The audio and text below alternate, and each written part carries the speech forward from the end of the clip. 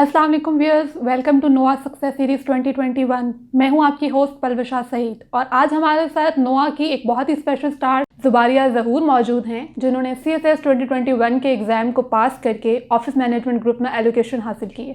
आइए उनसे उनके ख्वाब की इस ताबीर के सफ़र के बारे में कुछ सवालात करते हैं। अस्सलाम वालेकुम। वालेकुम अस्सलाम। ज़ुबारिया, कैसे हैं आप? मैं ठीक ठाक, अल्लाह का शुक्र है। आई होप आप भी ठीक हैं। मैं बिल्कुल ठीक हूँ, अल्हम्दुलिल्लाह। ज़ुबारिया, सबसे पहले आपको बहुत बहुत मुबारक हो, आपने इतनी अच्छी नुमायाँ कामयाबी हासिल की, तो कैसा महसूस कर रही हैं? बहुत ज़्यादा खुशनसीब अपने आप को महसूस कर रही हूँ और बहुत ज़्यादा एक्साइटमेंट अभी तक भी उरूज पे है मेरी। और मतलब कितने गिने चुने लोगों में से हम एक हैं, तो ऑफ़ कोर्स ये हमारे इंस्टीट्यूशंस का और हमारे वालिदैन का और हमारे असातिज़ा का और अपनी मेहनत का इसमें सारा अमल दखल है। तो ज़ुबारिया, स्टार्ट करते हैं हम। हमारे देखने वालों को अपना थोड़ा सा एजुकेशनल और फैमिली बैकग्राउंड बताइए। ओके जी, तो व्यूअर्स, मेरा नाम है ज़ुबारिया ज़हूर और मैंने CSS 2021 में ऑफिस मैनेजमेंट ग्रुप में एलोकेशन हासिल की। उससे पहले अगर हम तालीमी बैकग्राउंड की बात करें तो मैंने university of engineering and technology Taxila से 2018 में कंप्यूटर इंजीनियरिंग की डिग्री हासिल की और इन 2 सालों से मैं कॉर्पोरेट सेक्टर में काम कर रही हूँ in the field of IT। और जहाँ तक मेरी फैमिली बैकग्राउंड की बात है तो मेरे फादर एटॉमिक एनर्जी कमीशन से रिटायर्ड हैं, मदर मेरी होम मेकर हैं और हम लोग 7 सिबलिंग्स हैं। मैं मिडिल चाइल्ड हूँ, बीइंग अ नंबर 5। और मेरी जो एल्डर सिबलिंग्स हैं वो सारे एकेडेमिया से मुंसलिक हैं। मेरी जितनी भी सिस्टर्स हैं वो सब टीचिंग के और एकेडमिक्स के शोबे से ताल्लुक़ रखते हैं और I am the first one in my family to even appear for this competitive exam and that's it. तो जैसे आपने अपनी फैमिली बैकग्राउंड बताया, माशाल्लाह सारे फैमिली में आपके सिबलिंग्स भी, फादर भी हाईली क्वालिफाइड लोग, तो पहले किसी को ख्याल नहीं आया कि CSS का एग्ज़ाम देना है या इस इम्तिहान में जो है मुकाबले के इम्तिहान में बैठना है? आपको ही ख्याल आया?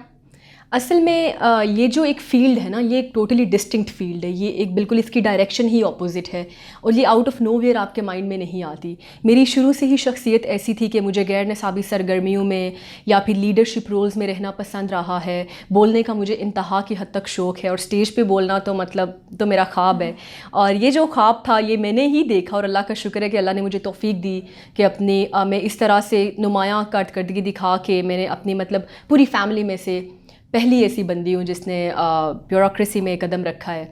तो ये जहाँ तक ख्वाब की बात है तो आपके ख्वाब से लेके ताबीर तक के सफ़र को देख के मुझे एक शेर याद आया है कासिम पीरज़ादा का कि मैं ऐसे लोगों को ज़िंदू में क्या शुमार करूँ जो सोचते भी नहीं, ख्वाब देखते भी नहीं। तो मेरे ख्याल से हमारे साथ जितने भी दोस्त हैं, जो भी CSPs हैं, उन सब का जो सफ़र है वो एक ख्वाब से ही शुरू होता है और ख्वाब वो होते हैं जो आपको सोने नहीं देते। बिल्कुल ऐसा ही। तो और ये बहुत से लोग हैं जो ख्वाब देखते हैं लेकिन शायद उनको ख्वाब की वो ताबीर नहीं मिलती।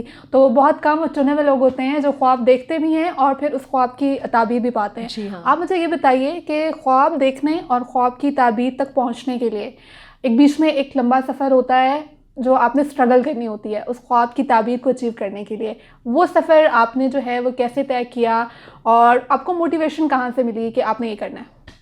अच्छा, मोटिवेशन की बात करें तो बहुत से लोग हमारी, क्योंकि एक साउथ एशियन सोसाइटी है, हमारे पेरेंट्स इस तरह के रोल्स को लेकर ना बड़े एक्साइटेड होते हैं और बड़े खुश होते हैं कि हमारे बच्चे इस तरह की फ़ील्ड में जाएं। मोस्टली लोगों को उनके पेरेंट्स ही ये कहते हैं आपने मुकाबले का इम्तिहान देना है, लेकिन मेरी जर्नी टोटली डिफरेंट है। It was all bye my self, यानी कि खुद ही मैंने सोचा, खुद ही अमल किया। लेकिन मेरे पेरेंट्स ने, मेरी सिबलिंग्स ने बहुत ज़्यादा सपोर्ट की मुझे इस सफ़र में। और जब मैंने उन्हें बताया कि मैं CSS करना चाहती हूँ तो ऑफ़ कोर्स वो तो काफ़ी ज़्यादा खुश हो गए इस बात पे। और फिर मैंने खुद से स्टडी स्टार्ट की, काफ़ी मेंटोर्स को देखा, उनसे मैंने पूछा और जब मैंने लोगों के इंटरव्यूज़ देखे, जैसे आप लोग भी इंटरव्यूज़ दिखाते हैं, CSPs को देखा, तो आपको मोटिवेशन खुद ही हासिल होती है देख के कि अगर ये लोग कर सकते हैं तो वाई नॉट मी, मैं क्यों नहीं कर सकता। हमें भी जो कैंडिडेट्स देख रहे हैं, आई होप वो भी हमसे रिलेट करें, एस्पिरेंट्स, कि वो भी कर सकते हैं। तो मैं भी ऐसे ही घर पे बैठी हुई इंटरव्यूज़ देखा करती थी और फिर जब मैंने सिलेबस को पढ़ा, जब मैंने डिफरेंट पास्ट पेपर्स को स्टडी किया तो मुझे लगा कि हाँ, I can do this. Motivation ये बनी कि आपको सोसाइटी में अपना रोल प्ले करना चाहिए किसी भी रिस्पेक्टिव कैटेगरी में रह के। और अगर ये तो इतनी प्रेस्टिजियस फील्ड है आपके पूरे ख़ानदान के लिए, बिल्कुल आपके पूरे इलाके के लिए, आपके इदारों के लिए, आप इतने फ़ख्र का बाइस बनते हो और अल्लाह ने आपको अगर चुना है अपने कौम की खिदमत करने के लिए। ऑल्दो ये बातें बहुत क्लीशे लगती हैं, लेकिन मैं फिर से एक शेर कहूँगी कि बारे दुनिया में रहो गमज़दा या शाद रहो, ऐसा कुछ करके चलो यहाँ के बहुत याद रहो। वाह। तो that was my ideology behind CSS। तो ज़ुबारिया, आपने कहा कि सिविल सर्विस का आपको मतलब खुद ही शौक़ था, किसी ने फैमिली को पीयर प्रेशर नहीं था, आपको पेरेंट्स ने नहीं कहा, खुद ही ख्वाब देखा, खुद ही ख्वाब की ताबीर पाई। कहा जाता है पंजाब में बड़ा कंपटीशन होता है और आपका ताल्लुक भी पंजाब से है और आपने माशाल्लाह ओवरऑल पाकिस्तान में 113 और पंजाब में जो है वो 83 आपका मेरिट रहा। तो आप हमारे देखने वालों को क्या मैसेज देंगे, स्पेशली वो लोग जो पंजाब से हैं? अच्छा, जो लोग पंजाब से हैं, मैं आपको अपनी स्टोरी बताती हूँ कि रिज़ल्ट वाले दिन ऑल्दो मुझे हमेशा मैंने इंटरव्यू में नोआ के साथ कनेक्टेड रही, तो सारे टीचर्स मेंटर्स हमें जानते थे एंड दे वर लाइक आपकी एलोकेशन हो जानी है, यू आर सेफ़। लेकिन फिर भी आपको एक डाउट रहता है ना हमेशा दिल में, तो आई वाज लाइक अगर मेरी एलोकेशन ही ना हुई, इंटरव्यू क्लियर हो के भी एलोकेशन ना हुई, तो ये डाउट हमेशा रहता है। और पंजाब में से लोग ऐसे भी हैं 3 दफ़ा अटैम्प्ट दे के भी वो अनएलोकेटेड रह गए, इंटरव्यू क्लियर करके भी। तो मेरा मशवरा ये है कि मैंने भी क्योंकि सेकंड अटैम्प्ट में ये कामयाबी हासिल की है, तो आप लोगों ने अपनी मोटिवेशन को बिल्कुल भी डाउन नहीं होने देना और कभी भी दूसरे की बातों में आके आपने अपनी जर्नी को इन्फ्लुएंस नहीं होने देना, अपनी जर्नी को आपने रोकना नहीं है। Keep it going. की जो है ना किसी भी फील्ड में, it's not just about CSS या कॉम्पिटिटिव एग्जाम, की is persistence, practice with persistence. क्योंकि बाज़ लोग होते हैं प्रैक्टिस तो करते रहते हैं, लिखेंगे, लेकिन उनके अंदर परसिस्टेंस नहीं होती, हौसला नहीं होता हमारे यहाँ ना, कि हिम्मत हार जाते हैं। अगर अब फेल होगे तो क्या होगा, फियर ऑफ कॉन्सिक्वेंस। तो आपको कॉन्सिक्वेंस का फियर नहीं होना चाहिए और ये तभी होगा जब आपका ऑब्जेक्टिव जो है ना वो ब्रॉड होगा। जब आप ऊंची मंजिल का सोचते हैं ना, तो फिर आपको ये रास्ते की रुकावटों से कोई फ़र्क नहीं पड़ता। तो मेरे ख्याल में आपकी अप्रोच यही होनी चाहिए कि ईदर आप बेशक फेल भी कर जाएं। फैज़ साहब की काफ़ी एक ऑप्टिमिस्टिक किस्म की अप्रोच है कि आपके जैसे भी हालात हों, आपने हमेशा एक पॉजिटिव पर्सपेक्टिव को देखना है। आप अपने फेलियर को इंटरप्रेट किस तरह करते हैं वो बहुत इंपॉर्टेंट है। तो इस बात में उन्होंने कहा था कि जिस धत से कोई मक्तल में गया वो शान सलामत रहती है, ये जान तो आनी जानी है, इस जान की कोई बात नहीं। तो मेरे लिए टू बी वेरी ऑनेस्ट, ये जो CSS का एग्ज़ाम था इट वाज लाइक अ मक्तल, क्योंकि मैं जॉब कर रही थी, मेरी 8 आवर्स की जॉब होती थी, उसके बाद आपने पढ़ाई करनी है और भी आपने इसको टाइम देना है, तो it was too hard for me. और फेलियर के बाद फिर से दोबारा से आना, लेकिन इसी चीज़ ने मुझे मोटिवेटेड रखा। आप लोग अपनी मोटिवेशन को डाउन मत होने दें। इंशाल्लाह hard work and persistence is the key for aspirants. I hope हमारे देखने वालों को बहुत सारी मोटिवेशन मिली होगी आपके इन अल्फाज से। और जैसे आपने कहा, फैज़ साहब का एक शेर भी मेंशन किया, तो कहते हैं कि बड़ी मंजिलों के मुसाफिर छोटा दिल नहीं रखते। एग्जैक्टली। तो जब आपने कोई बहुत बड़ा गोल अचीव करना हो तो दिल को मजबूत करना पड़ता है। मैं अभी इसी तरफ आ रही थी ज़ुबारिया, आपने बताया आप जॉब कर रही थी और जॉब के साथ आपने CSS के सफ़र को शुरू किया, तैयारी शुरू की, तो कैसे मैनेज किया? मतलब आपकी एक जॉब भी थी, आपने कहा एक कॉर्पोरेट सेक्टर में आप काम कर रही थी, तो कैसे टाइम निकाला कि पढ़ाई भी कर लें? पढ़ाई का तो ये था कि जब मैंने फर्स्ट अटैम्प्ट दी, मेरे ख्याल में एक स्ट्रॉन्ग वुमेन होने के लिए या इंडिपेंडेंट इंडिविजुअल होने के लिए सोसाइटी में आपको financial independence is the key. ये बहुत ज़रूरी है। जब आप खुद अपने एक्सपेंसेस मैनेज करते हो, खुद रिसोर्सेज मैनेज करते हो, लाइफ को खुद से एक्सपीरियंस करते हो, even I was living independently, तो आपको एक सोसाइटी का नया पर्सपेक्टिव देखने को मिलता है, एक एक्सपोजर होता है और ये चीज़ आपको बहुत हेल्प करती है। सिर्फ किताबी नॉलेज आपको मुकाबले का इम्तिहान क्लियर नहीं करवा सकता, ये बात आप मेरी पल्लू से बांध लें। आपने दुनिया को ऑब्जर्व भी करना है, आपने अपने सराउंडिंग्स को देखना है, इन्हीं चीज़ों से आपने सीखना है और उसको एग्जीक्यूट करना है अपने पेपर में जाके। तो यही चीज़ मेरे साथ हुई कि जॉब बहुत मुश्किल थी, जॉब के साथ साथ कंटिन्यू करना, प्रेशर होता है। मैं हूँ भी एक मैनेजरियल रोल में, तो जॉब का बर्डन भी काफ़ी होता है। लेकिन वो कहते हैं ना कि adversity, sweets are the uses of adversity. तो जहाँ मुश्किलात होती हैं वहीं से आप अपना रास्ता बनाते हैं। यानी मैं I have never been fond of an easy life, a relax life, कभी भी नहीं। मैं हाइपर एक्टिव नेचर की हूँ, तो मेरा ये होता है कि हर वक्त कुछ ना कुछ चलता रहे, हमेशा मुश्किल रास्तों का इंतखाब करना। एग्जैक्टली। तो इस वजह से मेरे लिए मुश्किल तो था ही, लेकिन time management was the key for me. कि सुबह आपने 3-4 घंटे निकाल लिए, रात में आपने 3-4 घंटे निकाल लिए या 2-3 घंटे भी निकाल लिए, दैट्स मोर देन इनफ। क्योंकि it's not about quantity, it's about quality. आप टाइम देते हैं, वो टाइम आपका डेडिकेटेड होना चाहिए, उस टाइम में आपका फुल फोकस होना चाहिए। आप जो भी पढ़ रहे हैं उसको एब्जॉर्ब कर रहे हैं। तो I think 3 to 4 hours job वालों के लिए भी इट्स मोर देन इनफ। अच्छा ज़ुबारिया, आपने कहा कि सिर्फ किताबी जो नॉलेज है उससे आप CSS का एग्ज़ाम जो है वो पास नहीं कर सकते। तो मैं इससे पहले कि CSS की तरफ आऊँ, मैं आपसे ये पूछना चाहूँगी कि डिफरेंस क्या है एक वो एग्ज़ाम में जो हम अपनी यूनिवर्सिटी, अपने कॉलेज में एक एग्ज़ाम देते आए हैं, उस एग्ज़ाम में और एक कम्पिटिटिव एग्ज़ाम में, CSS के एग्ज़ाम में क्या डिफरेंस है? अच्छा, बहुत ज़्यादा डिफरेंस है, वाज़े किस्म का डिफरेंस है। डिफरेंस ये है कि यूनिवर्सिटी में आप एक डिस्टिंक्ट फील्ड पढ़ रहे होते हैं, स्पेसिफिक नॉलेज होता है ना, ठीक है। इसमें आपको हर चीज़ के बारे में पता होना चाहिए, specially for the interview purpose. They can ask you questions from anywhere in the world, ठीक है, although you are not expected to know everything under the sun, but still. तो इसमें ये होता है कि आपको अपने मुल्क की हिस्ट्री, दुनिया की हिस्ट्री, अपने मज़हब की हिस्ट्री, लोगों के रवैये, सोशोलॉजी के बारे में, सोसाइटी कैसे काम कर रही है, हमारा मुआशरा कैसे चल रहा है, मईशत कैसे चल रही है, सियासत कैसे चल रही है, हर चीज़ पे जब तक आपकी गहरी नज़र नहीं होगी, आपका इंटरेस्ट ही नहीं डेवलप होगा। जब आपकी दिलचस्पी नहीं होगी तो फिर ऑफ कोर्स आपकी डेडिकेशन कम पड़ जाती है।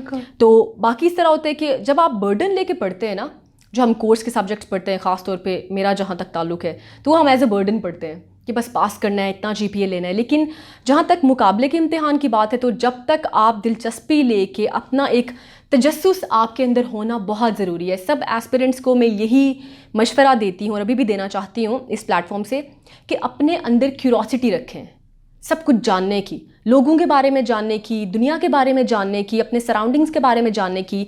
वो क्यूरोसिटी आपको बहुत आगे लेके जाएगी इंशाल्लाह। ज़ुबारिया सीएसएस की तरफ आते हैं। सबसे पहले मुझे ये बताइए कि आपके ऑप्शनल सब्जेक्ट्स क्या थे, और आपने कहा आपकी सेकंड अटैम्प्ट थी, तो फर्स्ट अटैम्प्ट और सेकंड अटैम्प्ट में आपने ऑप्शनल सब्जेक्ट्स में क्या चेंज किया? अच्छा, फर्स्ट अटैम्प्ट में मेरा था political science, governance and public policy, criminology, gender studies and sociology, ठीक है। और सेकंड में मैंने क्रिमिनोलॉजी को ड्रॉप करके आई टुक कॉन्स्टिट्यूशनल लॉ। ठीक है, तो आपको फ़ायदा हुआ कॉन्स्टिट्यूशनल लॉ से? ऑफ कोर्स फ़ायदा हुआ, अल्हम्दुलिल्लाह।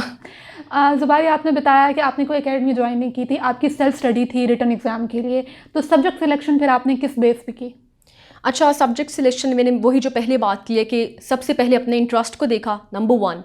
नंबर 2, सिलेबस बहुत इंपॉर्टेंट है जहाँ तक सीएसएस की बात है। सिलेबस को आप देखें, पास्ट पेपर्स को देखें, ट्रेंड्स को खुद देखें, और सबसे बड़ी बात आपने देखना है कि कौन से सब्जेक्ट्स हैं जिनमें आपको कम टाइम लग रहा है और आप ज़्यादा कंटेंट कवर कर पा रहे हो। जैसे मेरा था कॉन्स्टिट्यूशनल लॉ, मैंने लिया ही इसलिए क्योंकि उसका 60% कंटेंट जो था वो पॉलिटिकल साइंस से ओवरलैप कर रहा था। Same is the case with GPP.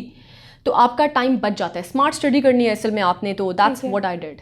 तो स्मार्ट स्टडी करनी है, आपने भी स्मार्ट स्टडी की। क्या स्ट्रैटेजी थी, क्या प्लान था?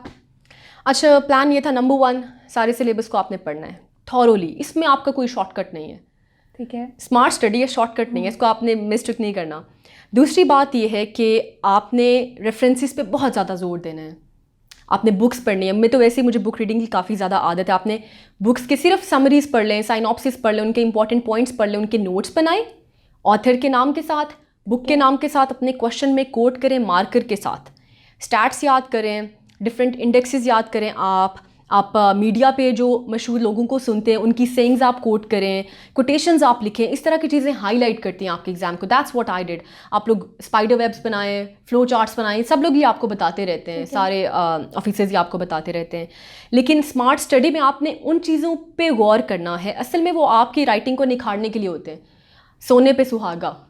बिल्कुल। तो आपने क्या करना है, अपने आप को अगर स्टैंड आउट करवाना है फ्रॉम द मेजॉरिटी, तो आपने इन चीज़ों पे स्मार्ट स्टडी करनी ही करनी है। और जो ओवरलैपिंग कंटेंट है, जैसे कि अगर मैं न्यूज़पेपर पढ़ रही हूँ तो आर्टिकल पढ़ती थी मैं, उसमें मैं वोकैब निकालती थी, उसमें से अगर कोई ईडियम्स है वो मैं निकाल लेती थी, उसमें से आपने मैं आर्टिकल पढ़ने के बाद उसकी प्रेसी किया करती थी, current affairs, Pakistan affairs, English precis, आपकी तैयारी वहीं पर होगी।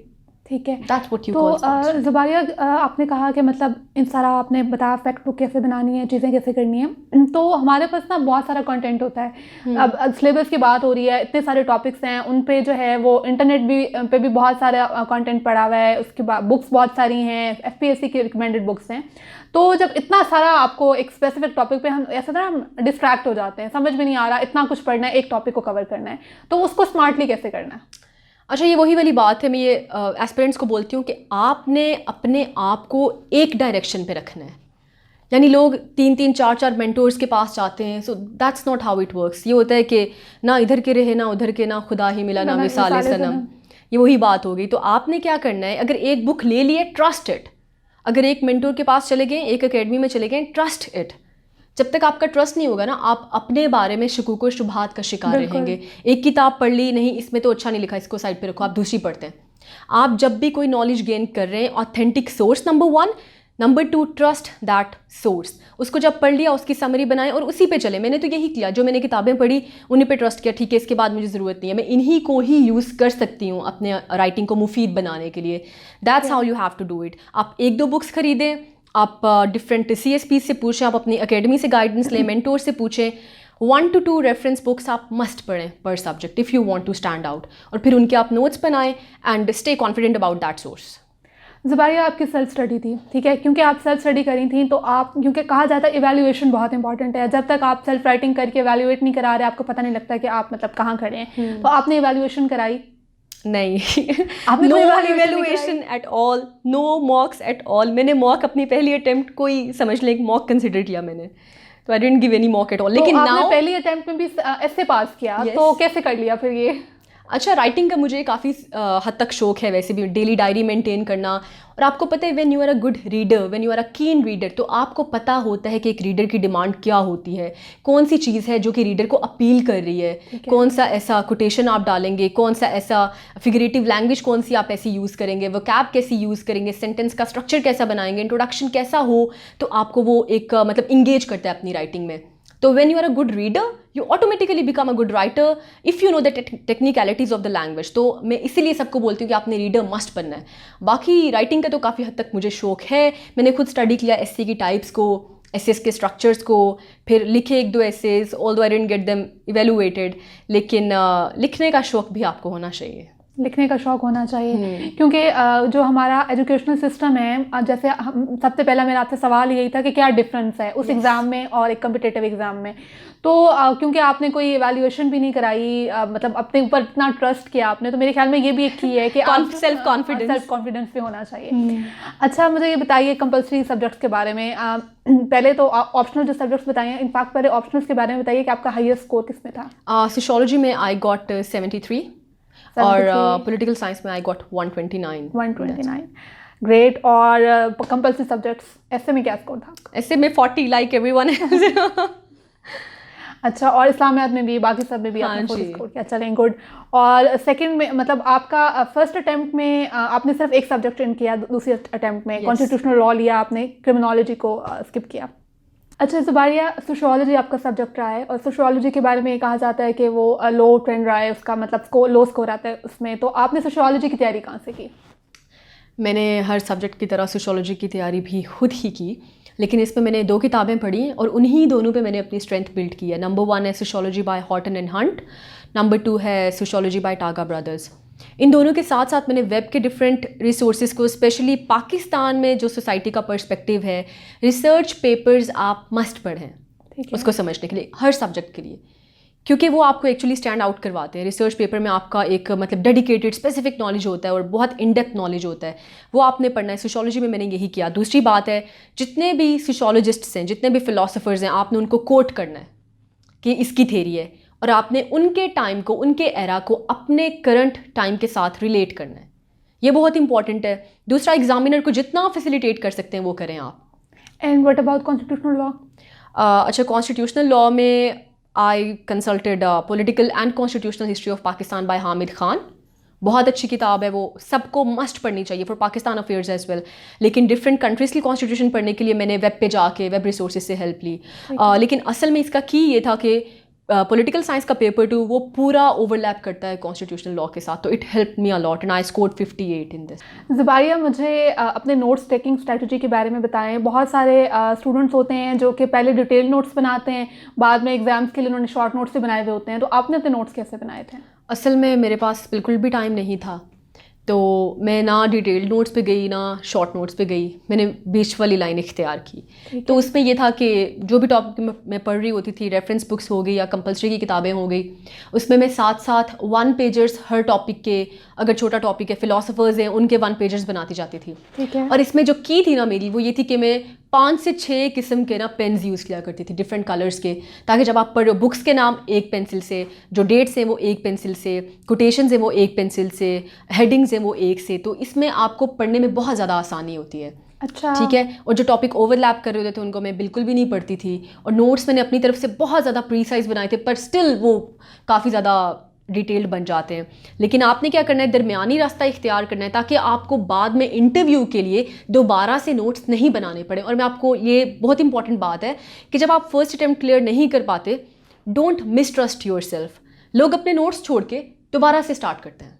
Double effort. ये बहुत इंपॉर्टेंट बात की आपने। एग्जैक्टली। बहुत से लोग एक तो स्ट्रेस बहुत ज़्यादा ले लेते हैं और एक उनको लग रहा होता है कि मतलब उनका ट्रस्ट खत्म हो जाता है अपने ऊपर भी, अपने नोट्स के ऊपर भी सब्जेक्ट सारे छोड़ देते हैं। बिल्कुल। न्यू सब्जेक्ट आप ले लें, फिर डबल एफर्ट करनी पड़ती है ना आपको। नोट्स छोड़ दिए कि नहीं, इन लोगों ने इन नोट्स ने मुझे पास नहीं करवाया तो मैं दोबारा से नहीं बनाता हूँ। So that's not how it works. आपने स्मार्ट वर्क करना है, टाइम को बचाना है, उन्हीं के ऊपर आप इम्प्रोवाइजेशन करें। ठीक है, सही है। तो मैंने भी यही काम किया। सेकंड अटेम्प्ट में मैंने कोई इतनी मेहनत नहीं की ज़्यादा एक्स्ट्रा से ना, जो बनती थी वही। कॉन्स्टिट्यूशनल लॉ पे मुझे थोड़ा करना पड़ा काम, वरना अदरवाइज मैंने पहली अटेम्प्ट वाले नोट से ही काम चलाया। अच्छा, ये बहुत अच्छी चीज़ थी। अच्छा, इंटरव्यू की तरफ आते हैं। मुझे ये बताइए आपका इंटरव्यू में स्कोर क्या था, और एकेडमी से भी तारुफ जो है वो आपका इंटरव्यू में हुआ। तो पहले अपना स्कोर बताएं, फिर आपसे पूछते हैं इंटरव्यू के बारे में। अच्छा, interview process was wholesome for me. यानी मैंने इतना इन्जॉय किया है ना, मेरी अपनी नेचर भी ऐसी है कि बोलने का शौक़ है, अपने ओपिनियन वॉइस करना, उसमें काफ़ी इंटरेस्ट है मुझे। तो ख़ास तौर पे नोआ के साथ जो मेरा सफ़र था, उससे पहले मैं स्कोर बताती हूँ। I got 180। मेरा इवन के लास्ट फेज़ में इंटरव्यू था, लास्ट डे पे। तो ये अज्यूम किया जाता है कि एंड में आपको मार्क्स नहीं मिलते, but still I manage to get a good score. तो वो ऐसे हुआ, उसमें नोआ की बहुत हद तक मेहरबानी है, बल्कि हर हद तक मेहरबानी है। इनके जो स्टाफ हैं, टीचर्स हैं, मुझे इतने अच्छे फ्रेंड्स मिले नोआ के प्लेटफॉर्म से कि मैं नाम लेना शुरू करूँ तो रात बीत जाएगी। तो जब भी आपको हेल्प चाहिए हो, आप टेक्स्ट करें। सर अली हो गए, मैम फ़रा हो गई, सर फरीद हो गए, तो दे वर देयर फॉर यू।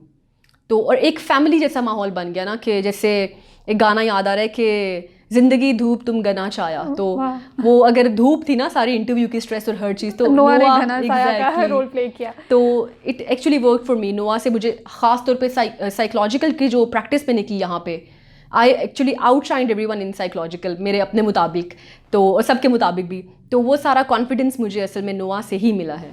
नोआ से आपको कॉन्फिडेंस मिला। और मैं ये पूछना चाहूँगी आपसे कि आपने कहा आपकी कम्युनिकेशन स्किल्स भी अच्छी हैं, आप मतलब डिबेट्स में भी पार्टिसिपेट करती थी, तो उस कॉन्फिडेंस ने भी आपको इंटरव्यू में काफ़ी हेल्प किया होगा। बहुत ज़्यादा हेल्प किया। यानी कि बहुत से लोग ऐसे थे जो बोलने से डरते थे, रिलक्टेंट थे अपनी बात करने में। जैसे ग्रुप डिस्कशन होगी, वो पहले स्टार्ट ही नहीं लेंगे। तो मैं तो इंतज़ार कर रही होती थी कि बस टॉपिक आए मेरे पास और मैं बोलना स्टार्ट हो जाऊँ। तो ये असल में स्टेज फियर जो होता है हमारे अंदर, मुझे उस सब का सामना नहीं करना पड़ा। यानी कि मिनिमल एफर्ट के साथ भी आप बहुत अच्छा परफॉर्म कर सकते हैं अगर आपके ये स्किल्स पहले से ही डेवलप हुए हैं। लिंग्विस्टिक स्किल्स हो गए, आपके कम्युनिकेशन स्किल्स, ये बहुत ज़्यादा इंपॉर्टेंट है। They actually worked for me. अच्छा ज़ुबारिया, मुझे ये बताएं कि इंटरव्यू में बहुत से हमारे पास लोग आते हैं ऐसे, वो बहुत सी यादगार बातें बताते हैं। कोई ऐसे मेमोरेबल वाक़या जो आप शेयर करना चाहें इंटरव्यू से रिलेटेड? अच्छा, इंटरव्यू में ऐसा साइकोलॉजिकल का जो प्रोसेस था वो बहुत अच्छा था मेरे लिए। मेरे फ्रेंड्स भी थे और नोआ से ही मेरे फ्रेंड्स थे मोस्टली जो हमारे साथ थे। अच्छा, एक बहुत मज़े की बात हुई कि जो हमारा साइकोलॉजिकल हुआ तो माय होल ग्रुप रैंक में एट नंबर 1। तो साइकोलॉजिस्ट मुझे कहते हैं कि आप अपने आप को कैसे देखती हैं? मैंने कहा मैं एवरेज हूँ। He said your group mates don't think so. I said okay. He said yes, उन सब ने आपको नंबर 1 पे रैंक किया है। तो मैंने कहा सर ये तो उनकी फ़राख दिली है। कहते नहीं ये तो आपकी ह्यूमिलिटी है। तो दैट वाज समथिंग जो एक्चुअली मेरे लिए काम की उसने। और एक चीज़ जो मेरे लिए मतलब इमेंस कॉन्फिडेंस का बाइस बनी। Psychologist was asking me different questions कि आप क्या कर लेंगी, सिस्टम ही ऐसे है, ये वो, तो किस किस से शिकवा करेंगी आप? तो मुझे एक अहमद फराज का शेर याद आ गया कि मैंने सर को बोला, मैंने कहा सर मैंने शिकवा नहीं करना। कहते फिर क्या करेंगी? आई सेड सर शिकवा ज़ुल्मते शब से तो कहीं बेहतर था अपने हिस्से की शम्मा तो जलाते जाते। वाह, आपने मेरे ख्याल में उनको बहुत महसूस किया होगा। तो उन्होंने मुझे वहाँ पे कहा कि आप बेटा अपने हिस्से की शम्मा जला रही हैं। तो तब आई वाज लाइक ओके मैं आपको इम्प्रेस करने में कामयाब हो गई हूँ। That was something. तो इंटरव्यू के बाद जब आप बाहर निकली तो क्या फीलिंग थी? क्या लग रहा था कि बस पास हो गया है और अच्छा स्कोर आने वाला है, या डरी हुई थी? नहीं, फाइनल इंटरव्यू से पहले मैं काफ़ी एक्साइटेड थी। अच्छा। और हालांकि लोग डरते हैं, लेकिन मेरा ये था कि बस I was waiting for this moment. ठीक है कि ये ऐसा मोमेंट है जिसके लिए इतनी मेहनत की मैंने। तो आई वेंट देयर और मेरा अल्हम्दुलिल्लाह काफ़ी अच्छा इंटरव्यू का सेशन रहा। चेयरमैन साहब ने काफ़ी ज़्यादा मेरी तारीफ़ भी की और मतलब मोस्टली क्वेश्चंस भी मैंने आंसर किए। तो बहुत ज़्यादा एक अच्छा इंटरेक्टिव सेशन था।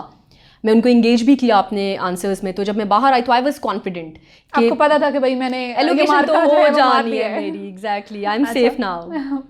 अच्छा ज़ुबारिया, जब आपका रिज़ल्ट आ गया, मतलब फाइनली 2021 में मतलब रिज़ल्ट आया, एलोकेशन हो गई, क्या आपका क्या रिएक्शन था और फैमिली का क्या रिएक्शन था? अच्छा, मैं आपको अभी भी बताती हूँ कि हमारे घर में अभी तक लोगों का तांता बंधा हुआ है और मैं खुद घर पे होती नहीं हूँ, तो my parents are calling me everyday कि घर आ जाओ, ये आया है वो आया है, क्योंकि आई am the first one in my family. और मुझे खुद, तो आप यकीन करें कि बिल्कुल आपको मतलब यकीन ही नहीं आता ना, बेयकीनी किसी सूरत हाल होती है। अभी भी मैं यही सोचती हूँ कि अल्लाह ने इतनी ज़्यादा हमें इज़्ज़त दी है, लोग इतनी इज़्ज़त कर रहे हैं, और ये आप खुशनसीबी है हमारी।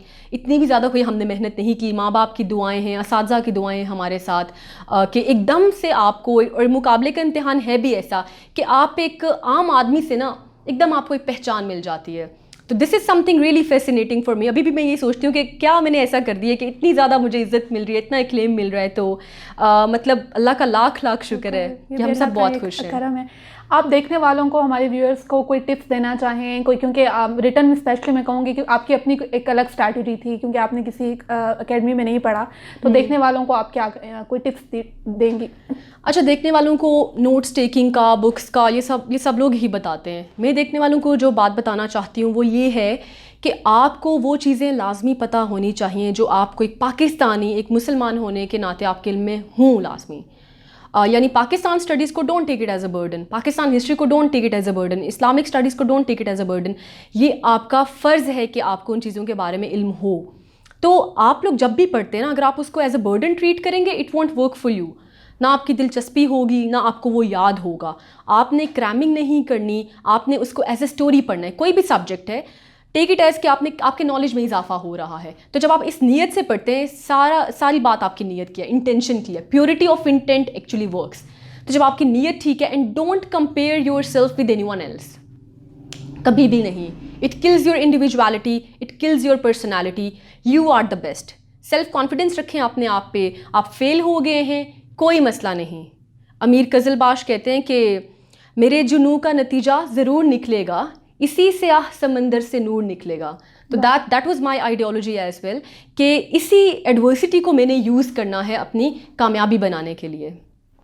अच्छा, नोआ के बारे में वैसे तो हम ये क्वेश्चन पूछते हैं एंड पे कि नोआ से आपका ताल्लुक कब बना, तवक्कुआत तो पूरी उतनी होती है, लेकिन आप ऑलरेडी बता चुकी हैं बहुत कुछ नोआ के बारे में। तो मैं बस आपसे ये पूछूंगी कि सब कहते हैं कि नोआ इज़ लाइक अ फैमिली, तो आप इस बात से एग्री करते हैं कि नहीं करते? मैं तो बहुत ज़्यादा इंतहा की हद तक एग्री करती हूँ।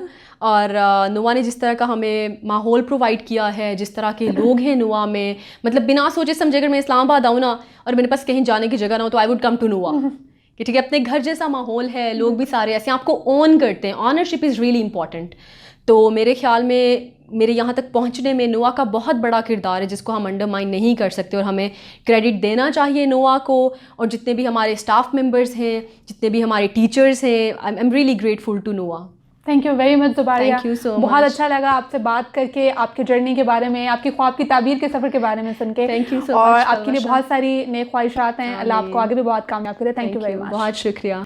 जी व्यूअर्स, आज हमारे साथ मौजूद थी ज़ुबारिया ज़हूर, जिनका ताल्लुक पंजाब से है और उन्होंने CSS 2021 के इम्तिहान को पास करके ऑफिस मैनेजमेंट ग्रुप में एलोकेशन हासिल की है। Stay tuned for more success stories. अल्लाह हाफ़िज़।